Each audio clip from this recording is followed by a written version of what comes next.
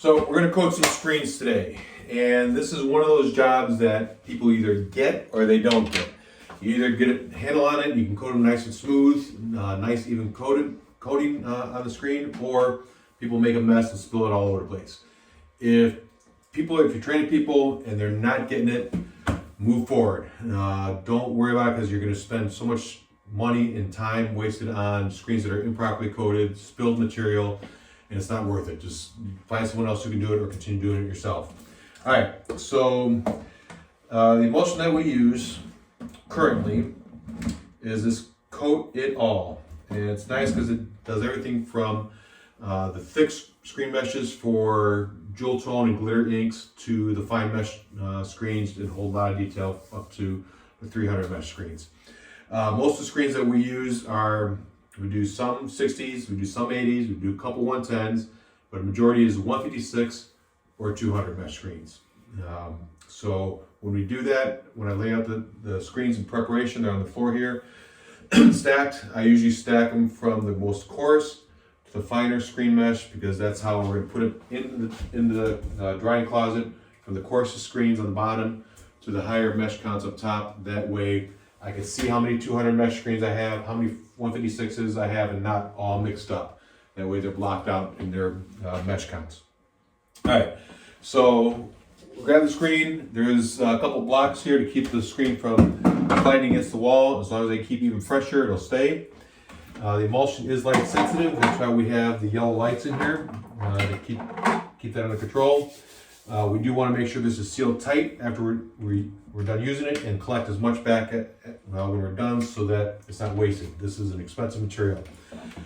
The scoop coater, nothing's fancy on it, but it does have a sharper edge and it has a dull rounded edge. We're going to use the sharper edge for all our applications. The screens are done sideways, not vertically. I get better coverage and better use out of the screens by doing it this way. So pouring it, I'm going to pour a bead into the trough here, and I got to control it so it doesn't spill all over. Back and forth, and then I use the squeegee to cut it, keep it from dripping all over the place. That way I don't get it all over the counter. All right, I'll leave that. When I do this, it's best if you have someone practice without any liquid in here first. You're always going to put the lead edge up against the bottom of the screen here. Press it up there. You're going to roll it up so it's the side walls on the scoop coater are touching it. You give it good pressure, go all the way up nice and slow. Then you're going to tilt it back about an inch or two from the top. Tilt it back so it drains back into the reservoir, and then shear it off. If you don't keep pressure and you don't shear it off and you pull away, it's going to dribble and run up all over the place. And that's the biggest thing that people have, along with not having enough pressure. So, first screen down at the edge, put pressure on it. I can see that there's a bead of ink against the screen. As it gets lower, I gotta watch for that. Let it roll back, cut it, and I should have a nice, even coated screen. You don't see any heavy spots. I'm gonna take it and I'm gonna flip it over. Now, just like I did, so that the top is now the bottom. That way I coat it the other direction. Start low, get it in there. Same thing. Near the top, let it roll back, keep it moving, and scoop up the rest. Again, go through light, that's pretty even. Now I'll show you what happens if it's not even in just a second. All right, so this goes in the dark room. I've got different shelves in here with sliding hangers. When I put it in there, I can't let it drag against the wood bars in there, otherwise I'm going to smear the emulsion. And I set it in there with the screen side down. That way everything pulls to the bottom. So I'm going to put it in there at a slight angle, only one edge, the metal frame will touch it, and find the latch at the back and then slide it in there. And that way it's not going to touch anything.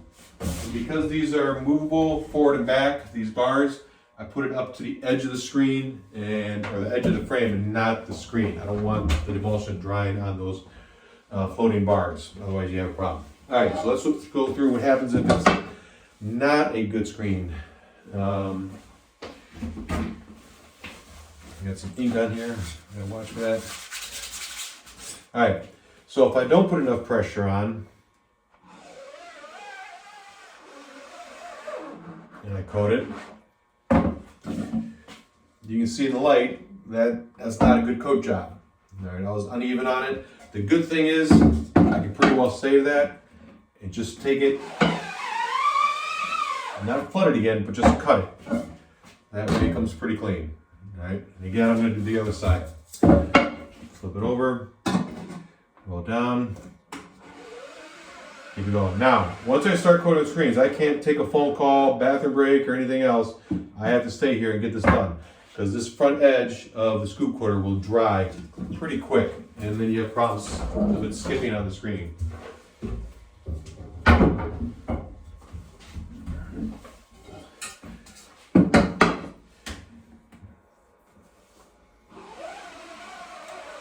And as screens age, you'll find that you get holes in them sometimes. Sometimes we can manage those screens and keep them in use. Other times we have to get rid of them. If there's a hole in the screen, make sure it's not pooling. We got a little one here, so I'll just wipe it off just to keep it from dripping onto other screens. If it's any bigger than that, we'll take a piece of Scotch tape and just kind of tape over it. All right, so when we're done with this, I got a couple more screens to do. When we're done with this, I want to scrape out as much as I possibly can with the spatula, and get it back into that container, and then make sure the container is still tight. I don't want to rinse this down the drain. It's literally money down the drain if I just kind of made it out that way.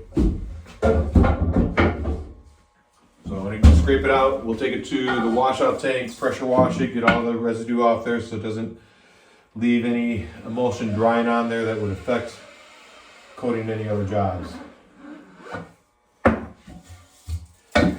In the drying closet, we do have a dehumidifier in there.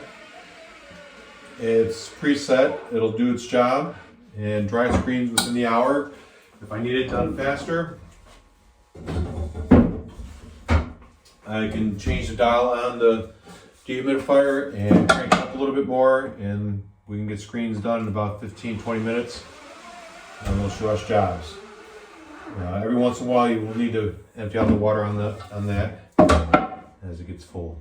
Alright, again we start on the outside of the screen, which is the bottom side, and we scoop and on the inside on the return. There are people out there that will double coat screens. You don't need a thick coat. You just need something that you control the variables, so that every time you coat it's the same. If you're double coating some screens and then dry coating others later on, after it dries you put another coat on, you got a lot more variables that you got to deal with, and for us we've been working well without doing that and controlling what's going on. All right, that's a 200. So we're gonna set that up. All right, 2 more screens and we'll clean up. There's also a time to check the screens to make sure it's glued properly to the frame of the screen, that we don't have other holes, ink marks, that it was reclaimed and dehazed properly.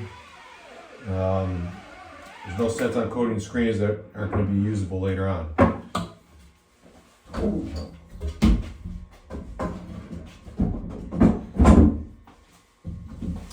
That screen.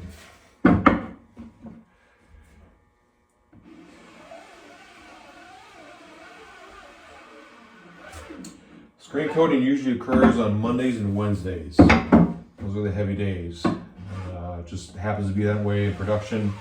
That way if you get a group of them done, it'll hold out for a while. And hopefully you're not doing it every day.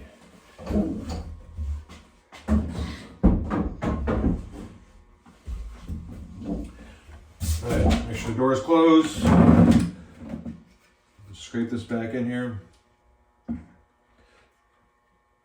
all parts of the scoop coater, all the walls, all the corners, edges where it's dripping.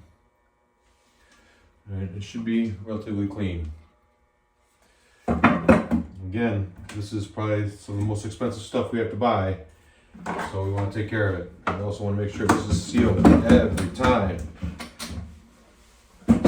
All right, from there, we take it to the pressure washer, get it cleaned up, and we are good to go. Take some practice on it, do it dry without the emulsion on it first, get a feel for it, and then have someone watch, make sure it's being done properly so you get good screens. All right, good luck.